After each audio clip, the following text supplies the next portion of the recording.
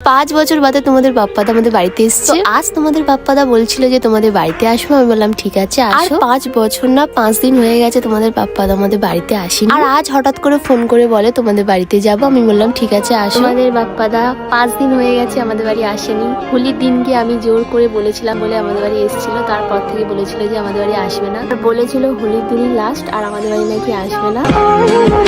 কি করতে এসছো বলো বলো। যাই হোক আসতে তো হবে, তোমার পাগলি কাছে না আসে হবে।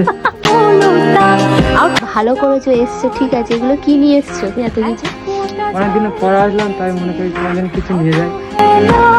তোমরা এটা বিশ্বাস করবে কিনা জানি না, 5 দিনের বেশি হয়ে গেছে যে তোমাদের বাপ্পাদা আমাদের বাড়িতে আসে না। শুধুমাত্র মানুষজন আমাকে খারাপ বলে, ওই জন্য করেও আসতে চায় না। ফুল আছে, ফুল ফুল। আবার তার উপরে তো আমি ভিডিও করি, অনেকে অনেক কিছু বলে, কিন্তু তাতে আমার কিচ্ছু যায় আসে না। তো গোলাপ ফুলটা দেখে মনটা খুব ভালো হয়ে গেল। কি আর একটা কি নিয়ে এসছে? আচ্ছা কি নিয়ে এসছে দেখো।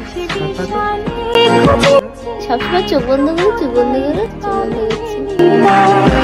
এই প্রথমবার তোমাদের বাপ্পাদা আমাকে একটা ডেরি মিল্ক দিয়েছে, তাও আবার এত বড় একটা প্যাকেট। আগে তো শুধু তোমাদের বাপ্পাদার কাছ থেকে পেতাম এই চকলেট ফুল, কিন্তু এখন যারা আমার সাবস্ক্রাইবার বা যারা আমাকে ফলো করে ভালোবাসে তারা দেখা করতে আসে এবং আমার জন্য চকলেট ফুল নিয়ে আসে এবং আসে। আর তারা বলে প্রতিমাদি জানি তোমার গোলাপ ফুল খুব পছন্দ। তো সত্যি কথা বলতে গোলাপ ফুল আমার খুবই পছন্দ। তো যাই হোক চলো এই চকলেটটা এবার খুলি। প্রথমে আমি ভেবেছিলাম হয়তো চকলেটটার ভিতরে একটা লাভ আছে পিঙ্ক কালার, তারপরে দেখি ওমা এ তো সিম্পল চকলেট। তাই তোমাদের বাপ্পাদাকে বলছিলাম যে ওই পিঙ্ক কালার হার্টওয়ালা চকলেটটা আনতে পারোনি? তাই ও বললো যে ওই চকলেট গুলো বাজারে এখন পাচ্ছি না, কয়েকদিন বাদে আসবে তখন তোমার জন্য নিয়ে আসবো। এটা হচ্ছে শান্তি শান্তি শান্তি। তো আজকের মতন তোমাদের জানাই টাটা।